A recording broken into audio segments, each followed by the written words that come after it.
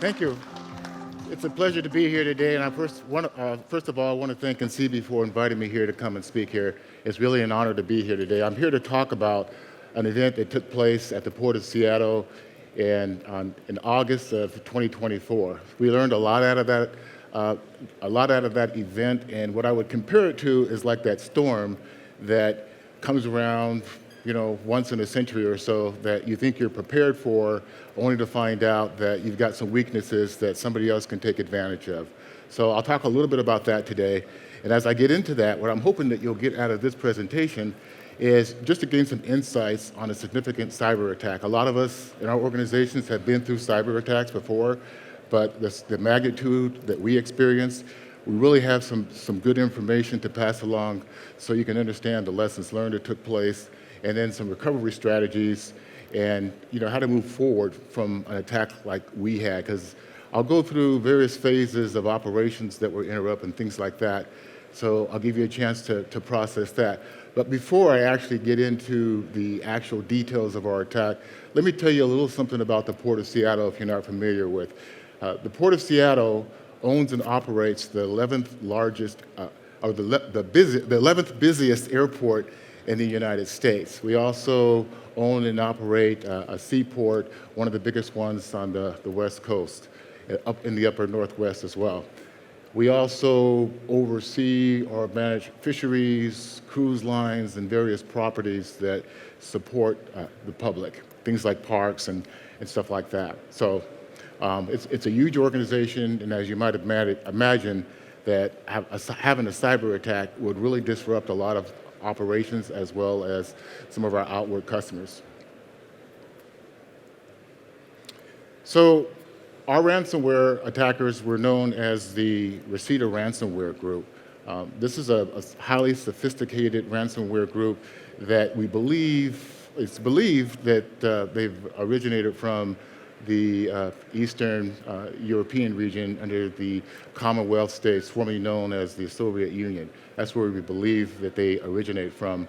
They have really made their mark by targeting government organizations and critical infrastructures, things of that particular nature. But they have been known to strike the medical industries, and recently they attacked the Department of Transportation Administration in Maryland, and I believe another technical company that produces certain technical items, things like that. So as you can see, they are named after the genus of the centipede, and some of their attacks, no surprises there, but they're a little bit more sophisticated, actually using phishing, which is a commonly used tactic to get a foothold into an organization. We all know that. And then planting malware and then rootkits so they can get inside and learn more about your infrastructure, and then perform a lateral movement and things like that so they can perform recon. So while we had this attack, we had to separate ourselves from the internet, so that made us lose quite a few services within the port. And in particular, we lost Wi-Fi, we lost our phone systems except for cell phone systems, we lost a lot of other capabilities, ground transportation connections and common use tickets. People actually having to, our airport partners were actually having to write out boarding passes for the airlines, things like that. So that's some of the workarounds that we had to do. But there was a lot of disruption that took place where people had to do certain type of workarounds, including some of our life safety issues. Some of our alarm systems, camera systems, and things like that were not activated, so we actually had to send people physically to certain locations so they could ensure those areas were protected, as well as some of the access to our facilities. Now, from an inward impact, we didn't have any email, we didn't have any Teams, OneDrive, things like that. You might think, well, that's O365, you should be able to have access to that. But our Active Directory was compromised, and our credentialing system being compromised. Our folks didn't necessarily have access to all of that. And plus, since we didn't have internet, most of our client systems for performing work functions didn't have access to the internet and couldn't do what they needed to do anyway. So That also left us without some of our critical databases in the organization, or our ability to do GIS and mapping. Printing is a big deal, come to find out, when you have a cyber attack, because we have so many different types of operations and mechanisms and processes and things like that we have to put in place to disseminate information, to where it became very necessary to utilize printing capabilities. We also lost budgeting was impacted by this as well, our ability to pay people, our ability to pay our contracts, things like that, and invoicing, that type of stuff. Think about how all that could be impacted in your organization if you didn't have those types of services. So what did we do? Our leaders and our frontline employees went into action immediately. So our IT department, our information security department, as well as our legal department, kind of jumped into action. We partnered with Microsoft to do forensics analysis and understand a little bit better about what happened. Early on in the attack, we weren't quite clear as to all the systems that were impacted, and there was an expectation from leadership, hey, when are we coming back online? Is it going to be a few hours, a few days? And it actually turned out to be a longer period of time for that. So we were doing the impact analysis and the forensics taking place through a third party, as well as working the legal side. And then our other departments went through their operations related to continuity of operations and their contingency plans and things like that we had in place. So doing all of that is really encompassing under the process that we utilize to coordinate events like this. We're under the National Incident Management System, NIMS, so that helps us kind of coordinate things in a little bit more of an orderly fashion to make sure that we're more succinct in how we're trying to overcome some of these issues that are taking place in the organization. And then, we had to, like I said before, we had to work a lot of mitigation strategies while we were trying to figure out what systems we had access to versus what systems we didn't have access to. So that was kind of an ongoing process, and we had policy decisions under a emergency operations center that we stood up so that we could coordinate and centralize information, and leadership could make certain decisions as to how we were going to prioritize bringing back up systems and an understanding of what systems were impacted and how long those systems could potentially be out of service. So after all of this taking place, we went through an after actions process. We hired an outside vendor to come in and do an assessment as to, hey, understand what went well versus what didn't go so well. And through that third-party vendor, they were able to do a more in-depth analysis by talking to all of our key department, our key stakeholders, and giving us a better understanding of, hey, what was the communication process like? What were some gaps in the communication? So we had just finished a tabletop exercise about a month before this incident actually happened. So our leadership and our key stakeholders, had some understanding of where we needed to work on in some of those gaps, but more importantly, it was even better understood as to how people knew where they should be positioned during this particular attack. So we didn't have people necessarily in leadership trying to jump all over the place to resolve different things, because we had been through, that process of discussing a particular scenario like this. So we're through this report, we've got findings and analysis, and we're looking at ways that we can improve. And we take that information and not only share it within our organization, but we've shared that with other organizations, and we're still in the process of doing that right now. So what did we learn during this process? Well, we've learned quite a bit during this process. Just some key things about our threat actors. Threat actors that exploit ransomware, they're very business-like, very business-oriented. As a matter of fact, most of you are probably familiar that ransomware services from ransomware groups being ran as a business, they provide that as a service. So someone like a script kiddie or no one with hardly any experience at all can purchase a ransomware attack and still receive the service and support behind that attack, which is why you're seeing so many more ransomware attacks. There's been about a 56% increase from the first quarter of 2024. So you can see how ransomware attacks are kind of growing because of the financial gain that one can gain out of that. And they're organized teams that help exploit an organization. You've got teams that'll come in and do cleanup. You've got teams that'll come in and really coordinate the extraction of data out of the organization. You'll also have teams that can just pivot based on more information that's learned from when they have a foothold into your network. So these tactics, it also include really understanding what your business is like.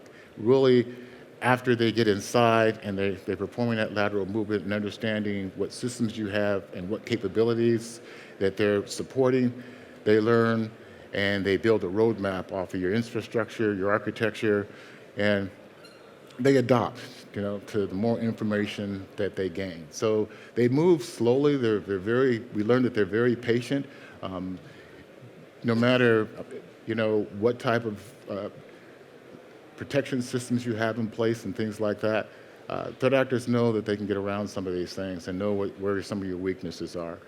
I talked about how their execution is rapid and automated. When they got into our systems and we were doing forensic analysis, a lot of the logging, things like that we should be able to see to understand better how and where they went into our systems. A lot of that stuff was erased. So these are people that are very sophisticated, very coordinated, and because of the financial gain, this is why you see more attacks like this taking place. Other things that we've learned from this, and I talked about communication before, is really putting it into streams to where it filters up to a central location so that decision makers can really have an operational picture that's common to all of the organization.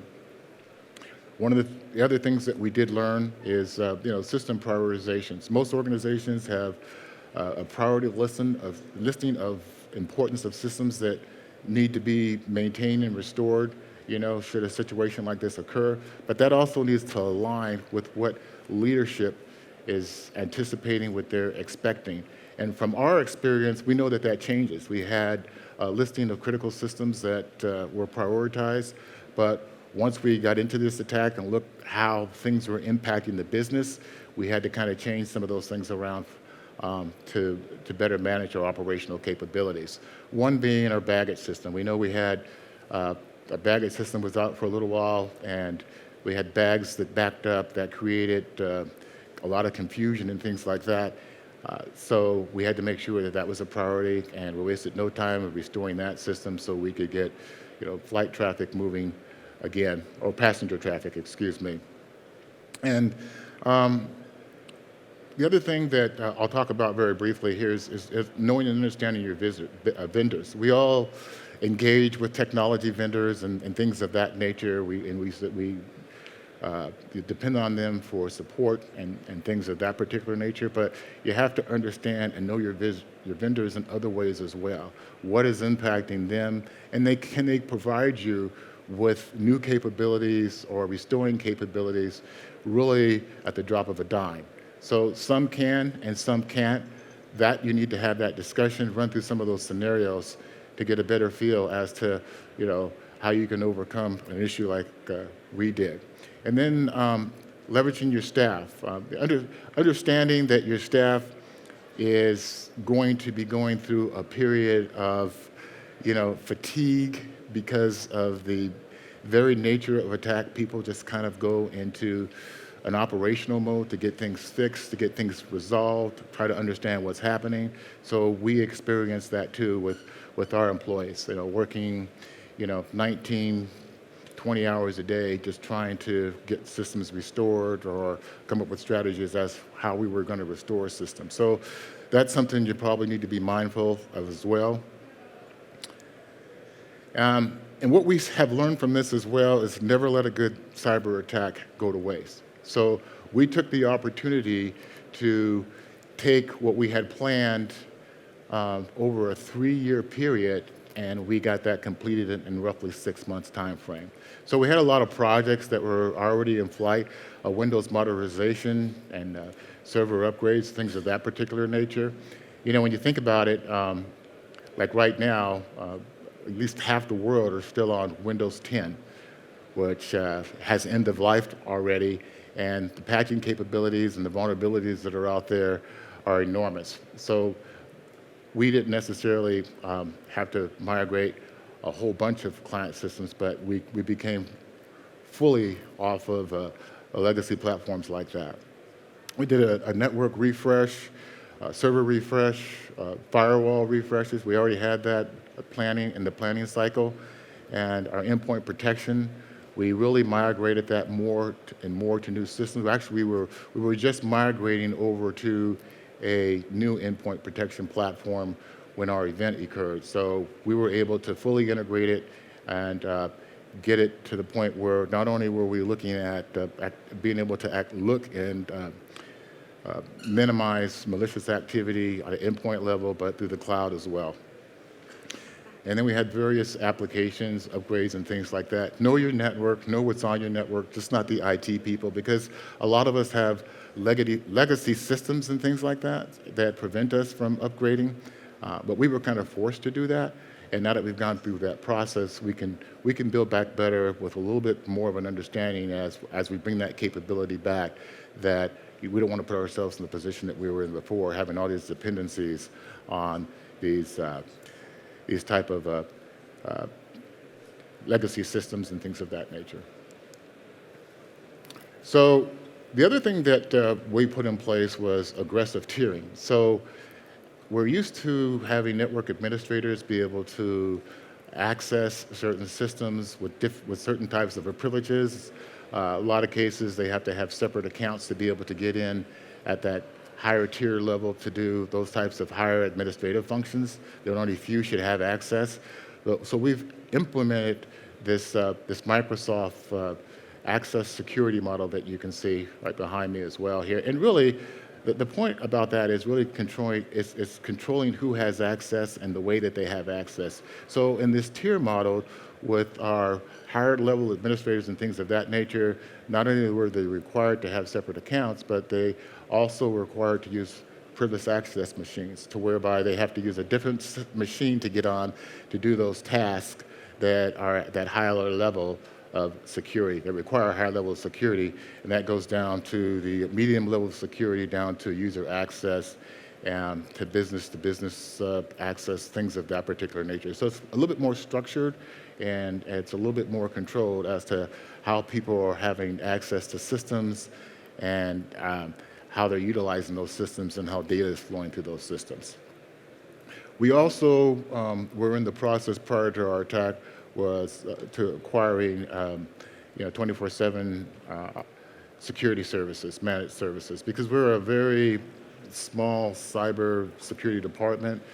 We don't always have somebody working 24 hours unless there's a certain type of alert. But now we are a little bit better off now that we have a third party that's watching over the weekends and when people are after hours, things of that particular nature. So we put ourselves in a good position to be able to do that, and that led us into better MDR protection as well. So we also implemented advanced perimeter security. We invested in a third party that is able to help mitigate and stop denial of service attacks, as well as malicious bots and other type of cyber attacks out there as well. So I went through my slides fairly quickly, but I wanted to provide some final thoughts from my particular perspective, having gone through this event. A lot of us in our organizations know and understand this, but we have to really keep in mind that cybersecurity is just not a technical issue. It's just not on your IT folks or your security folks. Cybersecurity is a business issue. It's a business issue that leaders need to make decisions off of, and the way that they need to make the decisions is based off the information that you're able to provide them, but they need to be engaged with these technical stakeholders in the organization. So that they understand the decisions that they're making and how that's going to impact the organization from a security standpoint. The other thing I'll talk about, and what they're having a lot of talk in our organization right now, are business impact analysis. Looking at those critical processes, those critical systems, and understanding, how long can those systems be down before we actually take a significant consequence in the organization, such as lost revenue or even even customer trust. So it's important that we also keep engaged with partnerships. They say that cybersecurity is what we call a team sport, just not one side. We have to work together. And working together, I mean, is just not your stakeholders internally, but also your external stakeholders. We're engaged with the FBI and a few federal organizations during our cyber attack, so we could get to understand this particular type of threat actor and what type of services that they could provide for us during this cyber attack. So they were very helpful. Oh yeah, we know this particular ransomware group. This is how they act. This is what you can expect, and things of that nature. And we now have a better understanding about how we should streamline information. When you're going through a cyber attack, a lot of people are making phone calls and going off of information on assumptions and things of that particular nature. So make sure you have processes in place to where the information that is being collected and processed, everybody is able to kind of digest that information so that we don't have, things outside of work streams that are taking place that are going to impede our ability to get over this particular type of attack that took place. And the other piece that I would say about streamlining information, especially to the public, is trying to be as transparent as you can, because if you're not, and you're not timely in that process, people will start to make assumptions. There was an assumption made, I think in the media or through social media, that, hey, our airport is down. It's not functioning right now. Well, that wasn't true. So people will start getting online and making assumptions and putting things out there that won't be accurate necessarily unless you don't find a way to streamline and be able to manage that type of information that's out there. And the other thing, and lastly, what I'll leave you with, those of us that are at that technical level, or manage people at that technical level, really need to have a better understanding of how the business operates. We're so focused on a capability, a system or an IT system or an application. Sometimes it's easy to lose sight of exactly what that system is supporting and how important that capability is to a stakeholder in the business. So a lot of IT professionals tend to put themselves in a silo and just want to fix a device or a system when they really need to understand the overall picture of how important that system is, so that gives them a better understanding of how to advise leaders on not only the capabilities that need to come back, but the priority in which those systems need to come back. So just wanted to kind of give you a quick run through of what we went through here at the Port of Seattle. And we had a lot of people that reached out to us during this event offering us help.